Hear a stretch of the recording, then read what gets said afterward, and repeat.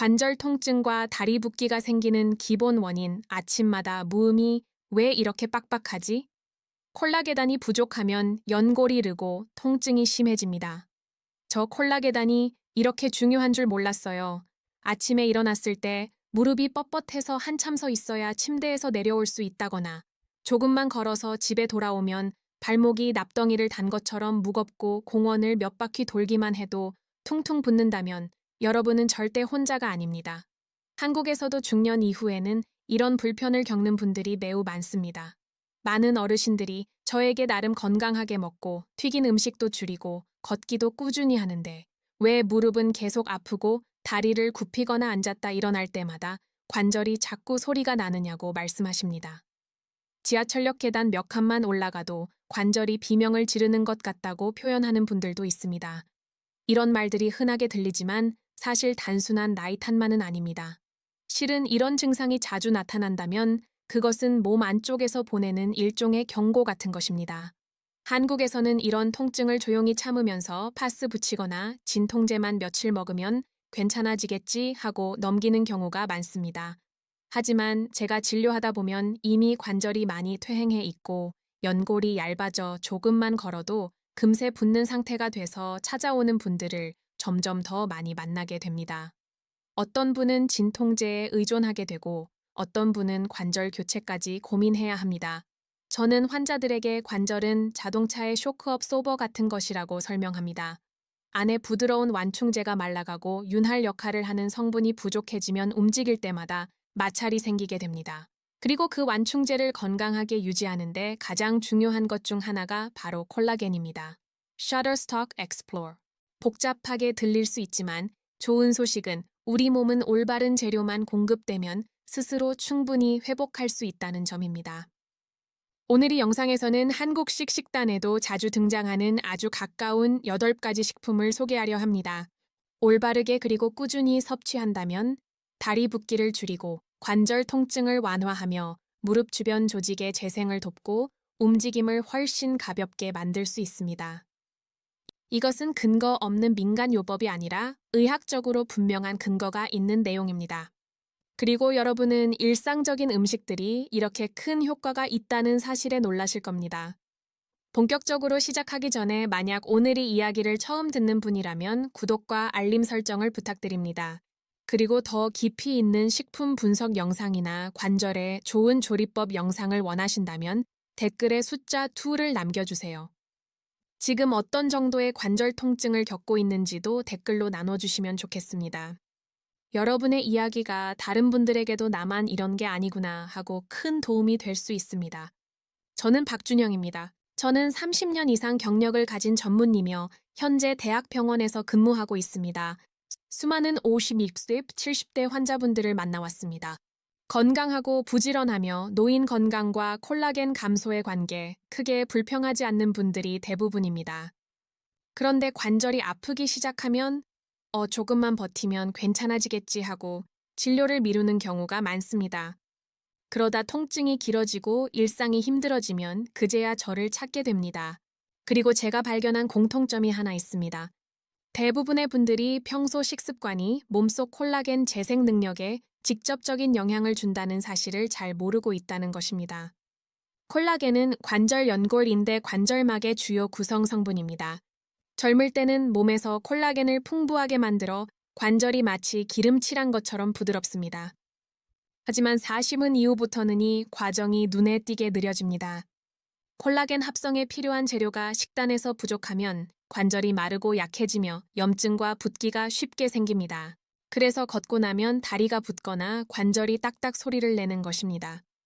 좋은 점은 우리 몸이 다시 완충제를 만들 수 있도록 돕는 특정 식품들을 얼마든지 섭취할 수 있다는 것입니다. 오늘 제가 소개할 첫 번째 식품, 즉 파인은 바로 계란 노른자입니다. 한국에서는 삶은 계란, 반숙 계란, 비빔밥에 넣는 계란 등 다양한 방식으로 자주 먹습니다. 계란 노른자에는 콜라겐 합성에 중요한 비오틴, 비타민 D, 황성분 등이 풍부합니다. 이 모두가 관절 조직을 다시 만드는데 꼭 필요한 요소들입니다.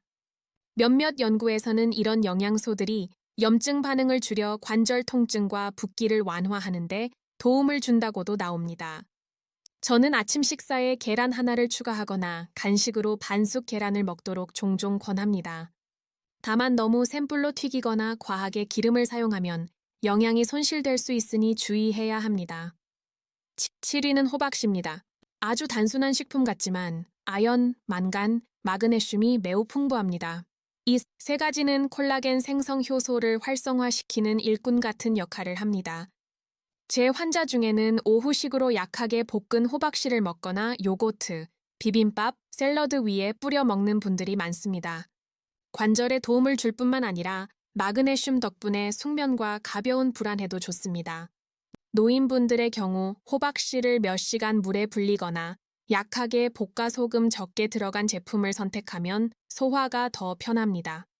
이 두 가지 식품은 아주 작아 보이지만 사실 몸이 좋아지는데 기초가 되는 역할을 합니다.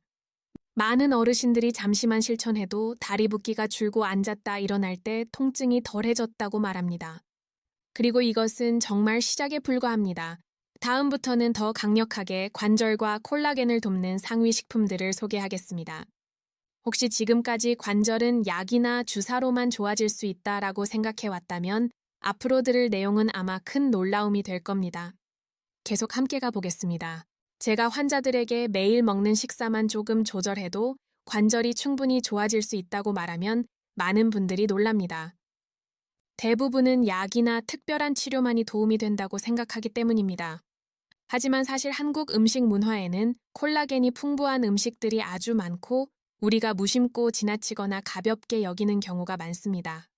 한 가지 이유는 많은 분들이 아주 깔끔하게 먹는 습관이 있기 때문입니다.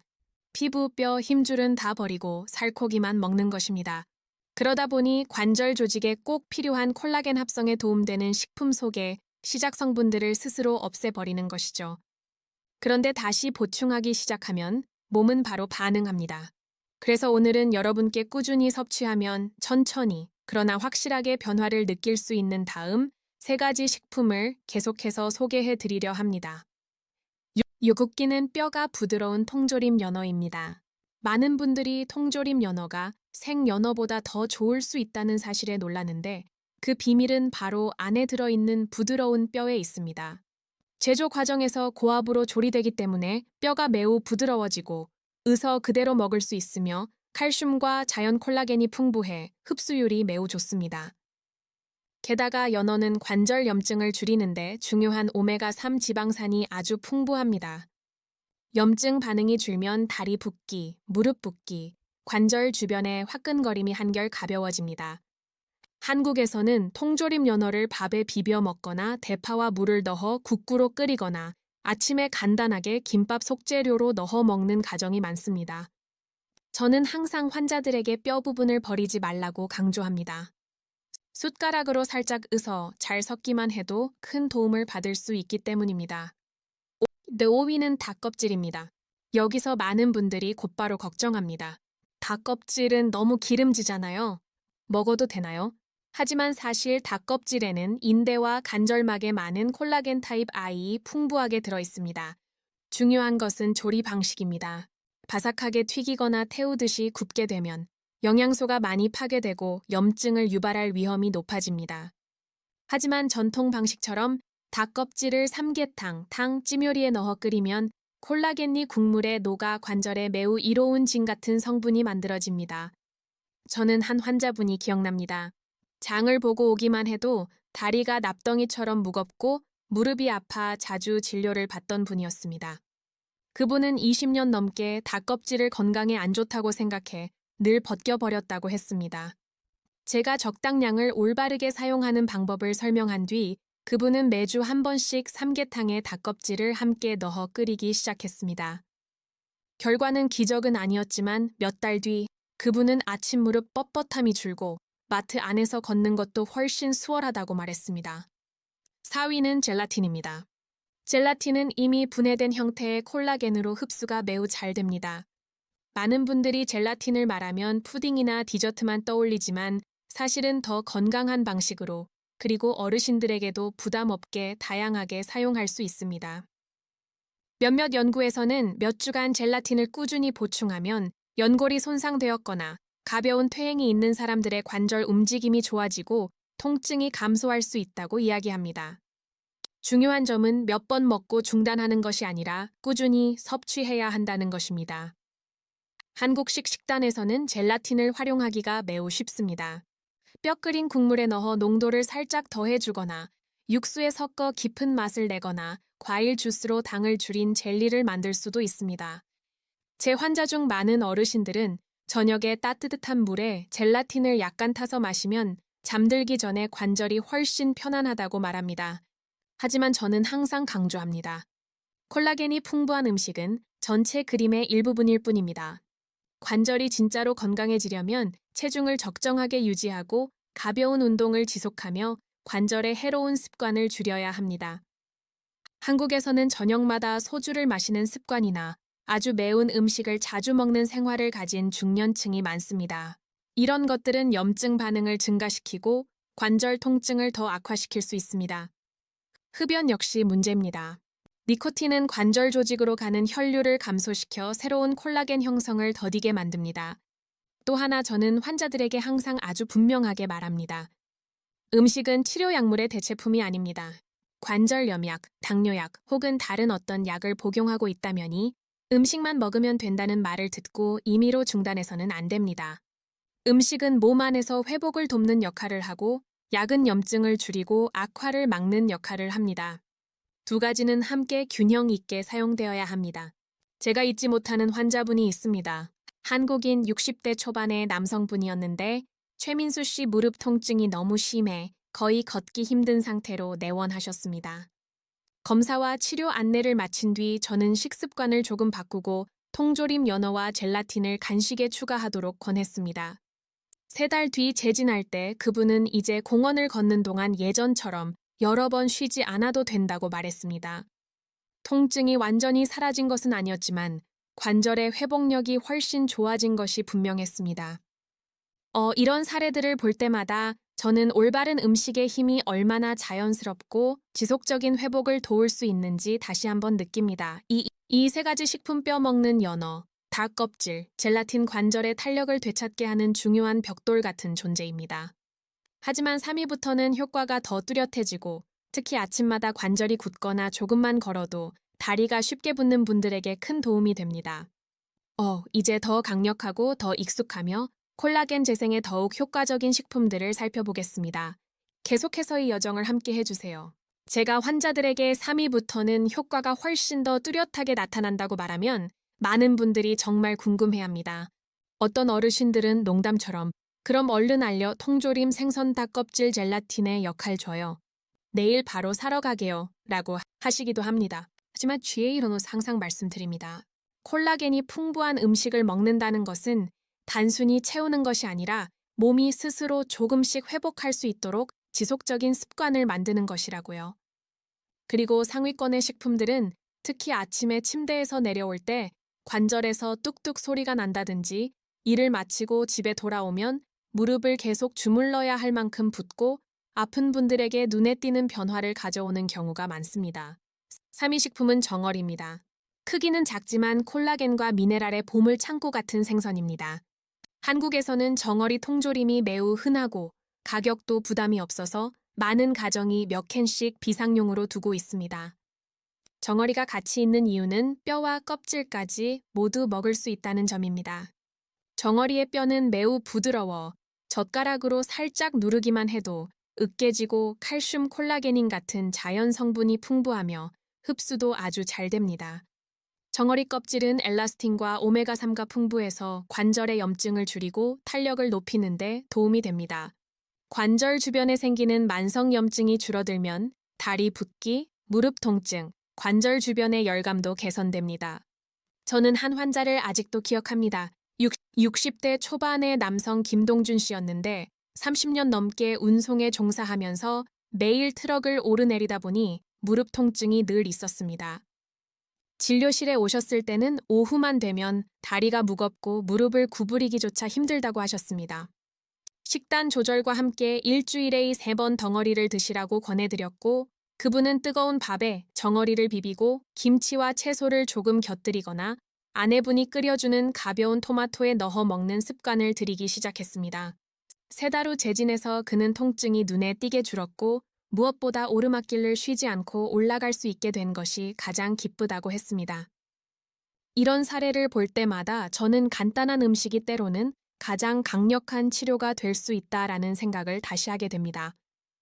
이어서 2위는 바로 뼈수, 즉 한국 분들이 어릴 때부터 너무도 익숙한 음식입니다. 설렁탕, 갈비탕 같은 음식은 맛뿐만 아니라 영양이 풍부하다는 이유로 오랫동안 사랑받아 왔습니다.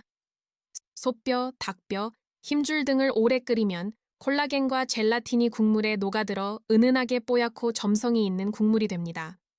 이것은 우연이 아니라 콜라겐이 흡수하기 쉬운 형태로 분해되는 과정 때문입니다. 특히 어르신들에게 뼈수는 관절을 위한 자연 윤활유 같은 존재입니다. 꾸준히 마신 분들은 아침에 관절이 부드러워지는 것을 아주 뚜렷하게 느낍니다. 하지만 뼈수를 정말 건강하게 만들려면 조리법이 매우 중요합니다. 저는 환자들에게 항상 말합니다. 뼈를 끓일 때 약간의 식초나무 몇 조각을 넣으면 미네랄이 국물에 더 잘 녹아든다고요. 그리고 거품을 수시로 걷어내야 국물이 운쿵해지지 않고 잡내도 줄어듭니다. 신장 질환이 있거나 염분을 제한해야 하는 분들은 싱겁게 먹고 너무 진한 국물은 피하는 것이 좋습니다.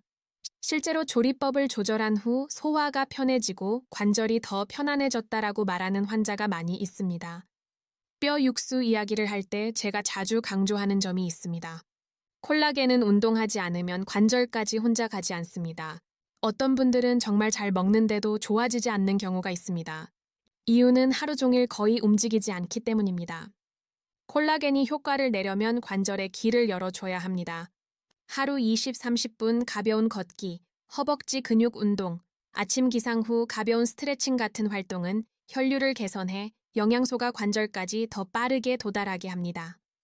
특히 무릎 주변 조직이 잘 영양 공급을 받으면 앉았다 일어날 때 나는 끼익하는 마찰 느낌도 덜해집니다. 진료를 하다 보면 움직일 때마다 무릎에서 소리가 난다고 걱정하는 분들이 많습니다. 대부분 이제 관절이 망가진 걸까요? 라고 묻습니다. 하지만 통증이나 붓기가 동반되지 않는다면 그 소리는 대개 윤활 부족 또는 가벼운 연골 손상 때문입니다. 식단을 통해 콜라겐 섭취를 늘리고 적절한 운동을 병행하면 관절은 훨씬 부드러워지고 소리도 점차 줄어듭니다. 실제로 한 환자분은 아침마다 뼈 육수를 마시고 매일 가볍게 걷기를 실천한 결과 2달 만에 무릎 소리가 크게 줄었다고 했습니다. 이것은 우리가 몸을 제대로 도와주면 몸이 스스로 회복한다는 확실한 증거입니다. 이처럼 작은 습관들이 큰 변화를 만들 수 있습니다. 아침에 따뜻한 뼈, 육수 한 그릇, 점심에 정어리 한 캔, 저녁에는 너무 짜지 않은 건강한 뼈, 육수와 노인 건강 회복 사례 식사, 이런 것들이 모두 합쳐져 결국 큰 차이를 만들어냅니다. 그리고 이것은 아직 2위일 뿐입니다. 마지막까지 함께 해주세요. 제가 소개할 일식품은 콜라겐이 가장 풍부하고 효과가 가장 강력하지만 놀랍게도 많은 한국 분들이 무심코 지나치거나 제대로 활용하지 못하는 음식입니다. 무릎 통증이나 다리 붓기, 관절 약화를 겪는 분들에게는 정말 히든스타 같은 존재입니다. 곧 말씀드리겠습니다.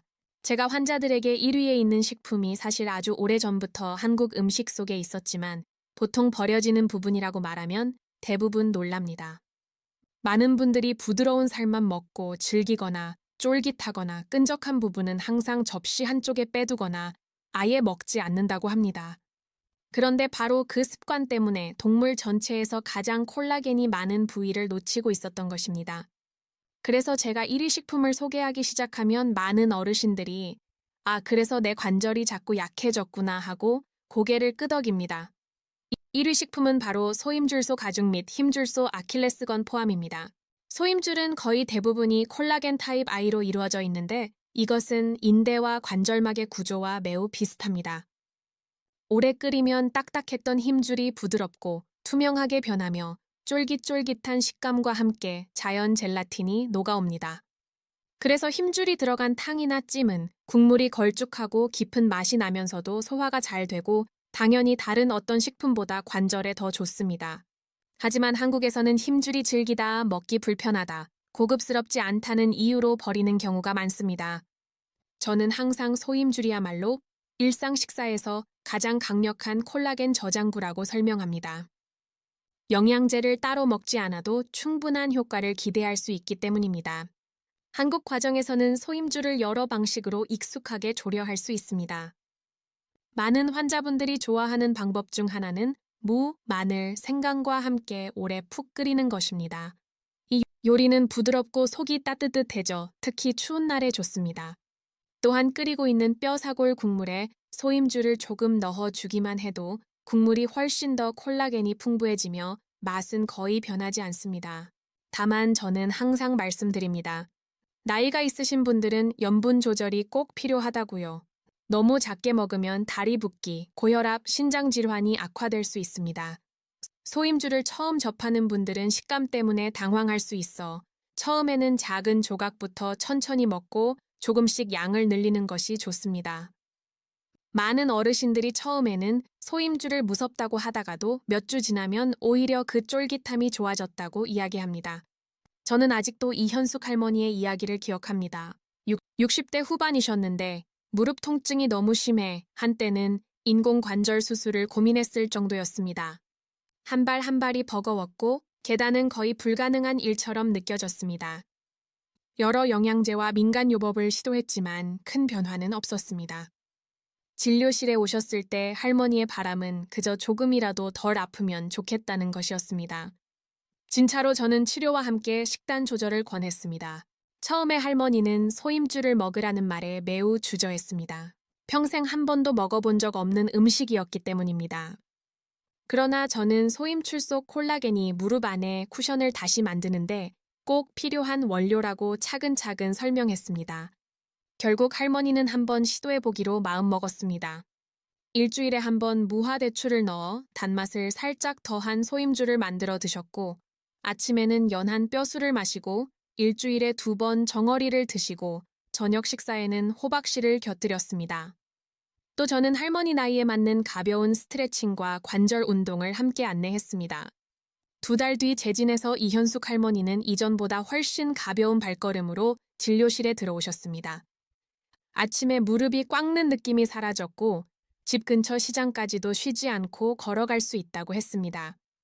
무엇보다 감동적이었던 것은 계단 몇 칸 정도는 더 이상 무릎이 꺾일 것 같다는 느낌 없이 오를 수 있게 된 점이라고 했습니다. 병이 완전히 사라진 것은 아니었지만 몸이 스스로 회복하는 능력이 되살아난 것이었습니다. 그 가장 강력한 콜라겐 식품 소임줄 설명 이야기를 들으며 저는 다시 한번 깨달았습니다. 몸을 바르게 돌보면 몸은 반드시 그에 맞는 변화를 보여준다는 것을요. 마지막으로 제가 이 8가지 식품을 설명할 때는 늘 환자들에게 하나의 여정처럼 이야기합니다. 아침 식탁에 달걀 노른자 간식으로 좋은 호박씨, 그리고 뼈 먹는 통조림 연어 닭껍질 젤라틴이어서 정어리뼈 육수, 그리고 마지막으로 소임줄 각각의 식품은 서로 다른 역할을 하지만 함께 조합하면 관절의 콜라겐 재생과 염증 감소에 든든한 기반이 됩니다.